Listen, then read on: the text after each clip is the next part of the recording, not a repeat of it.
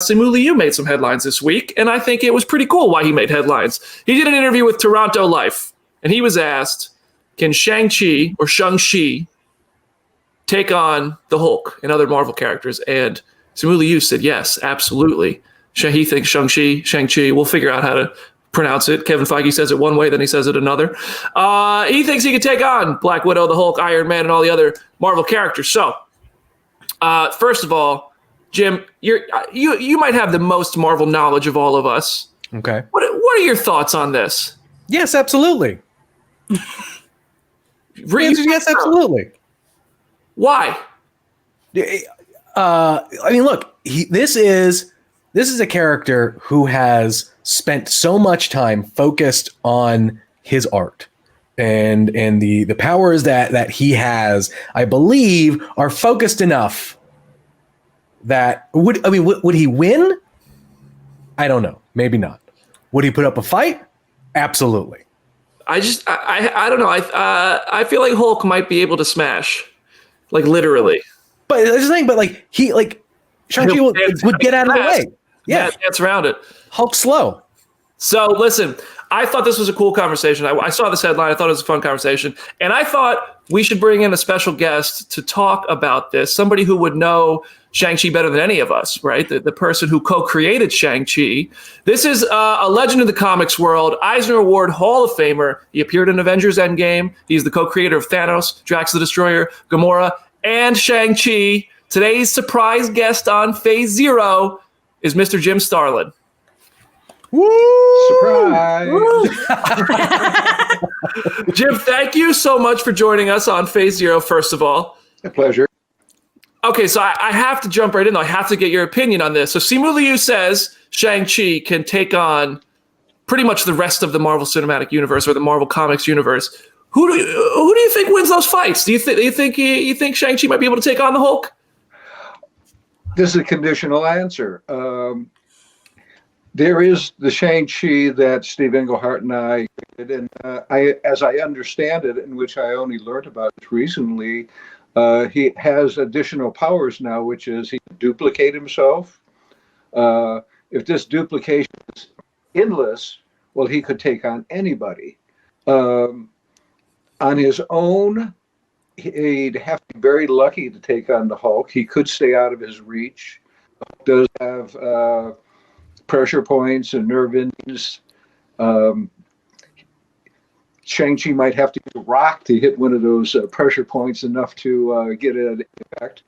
But he's basically a creature, a basic human, just big and green and all powerful. So Shang-Chi would have a shot at it if he was being able to break into infinite copies of himself. Well, that sounds like he could take on the world.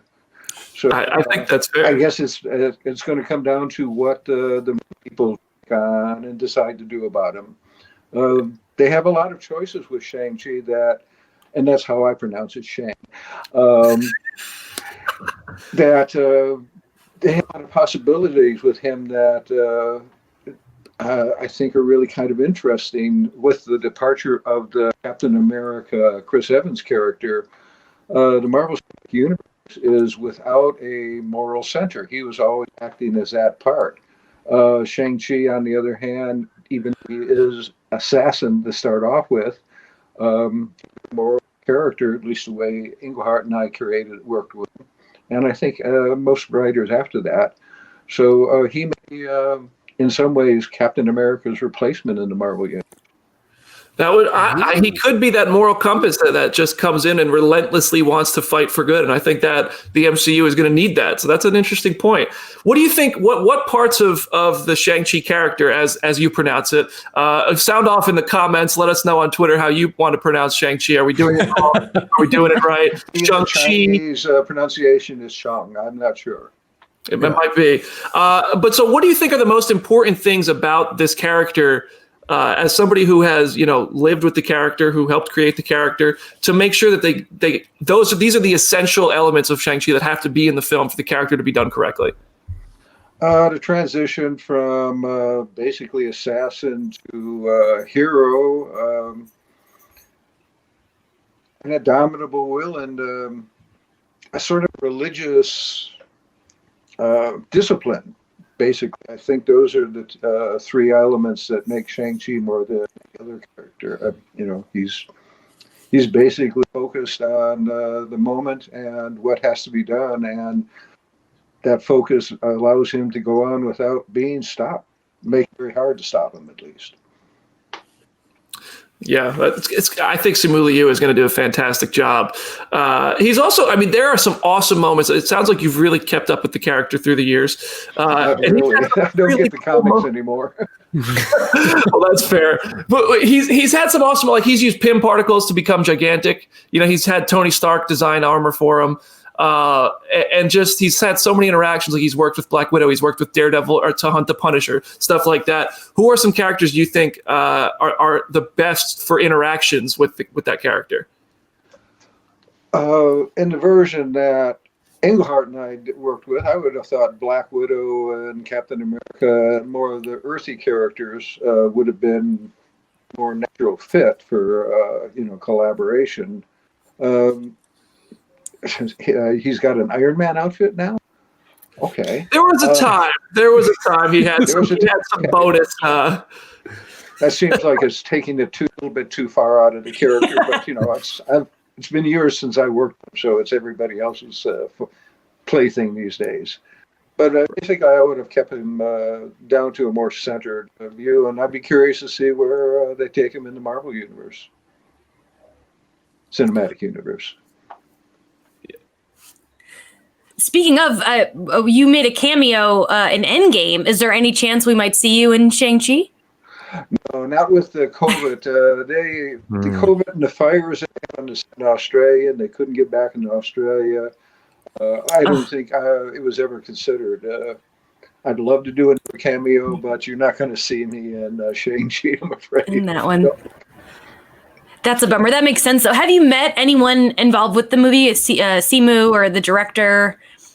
No, I was supposed to meet with the director back in San Diego before last, but we never connected up. There was a mix-up in the scheduling, so no. So I'm coming in the dark just like everybody else on this. Oh, wow. I have no idea what's going on.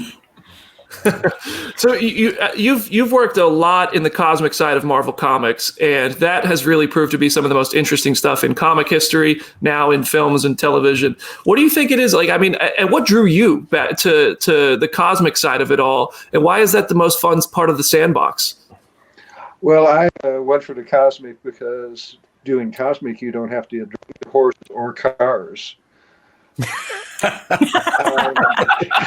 It was laziness on my part.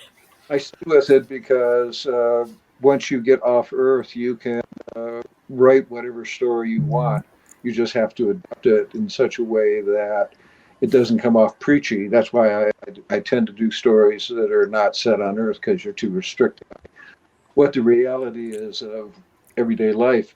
Like in Star Trek, early Star Treks, they showed us that they could do stories about discrimination, other weight matters, and do it in such a way that didn't seem like they were pounding you on the head with it, or screaming at you from a pulpit. So I've always enjoyed just getting away and making my own world because it's more fun and it gives you more freedom. Do you think they would be wise to use Thanos some more? I think they are. They made a truck of money off him, and I believe I've heard some rumors that he's coming back in different things. The first, which I think I've heard confirmed from Marvel Studio, he's going to be in at least a guest appearance inside the Eternals, so he's going to be around.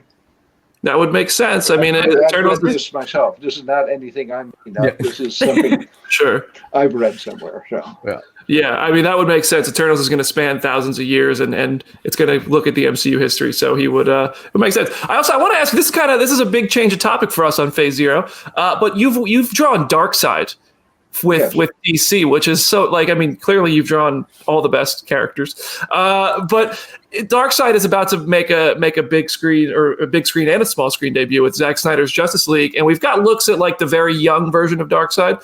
I'm curious, as an artist, what are the key elements you think of Darkseid's appearance that have to be used that have to appear to make sure that you're doing this character right? I think his face has to look like it's made of rock. I mean, that's what Kirby did right from the start. The mass, the size, the power. With Darkseid, he doesn't move much, and I think keeping the movement down to a minimum would be important with that character. Power and limited ability by choice. Those are the things I think be visually most arresting about him. Jim, you brought up Darkseid's mask, and it's a thing that I've never had the opportunity to really ask someone until you really brought it up. But functionally, what is that mask for? Darkseid's mask? Yeah. Is it just like is it something like, look, it looks awesome, it looks cool, but like is that something that someone's ever brought up? Like, is it a mask? Why? I thought it was his face. Well, he's got the head. He's got his headgear. That's his face.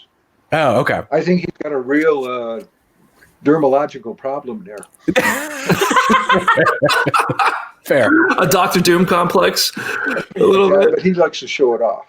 Yeah, fair. That's fair. Well, Jim, thank you so much for joining us on Phasia. This was you're our first live guest we've ever had, and you're an idol of mine because, as you see, you signed this for me at San Diego Comic-Con back when at the last time there was a San Diego Comic-Con, the Infinity Gauntlet story, and your work has really Infinity Gauntlet behind you though. Yeah, listen. So if you want to come pick it up, I'm here in Nashville. If you want to come grab it, okay, I'll come by next week sometime. I carried this full-size Infinity Gauntlet onto a plane from LA to Nashville, and I sat with it in my hand the entire flight. Like 2 weeks after Endgame came out, and everybody on the plane was looking at me like, "This guy's going to kill us." Like they wouldn't let you on with a fork, but they let you on with that. Yeah. Okay, I'll have to remember which airline that is and fly from now on. Right with it. Well, thank you, Mr. Starlin. Genuinely, thank you so much for taking the time to talk with us today. This was awesome, and I hope we get to catch up with you again soon. All right, you take care, and take care out there. Thanks, Jim. Thank you. Bye. Bye.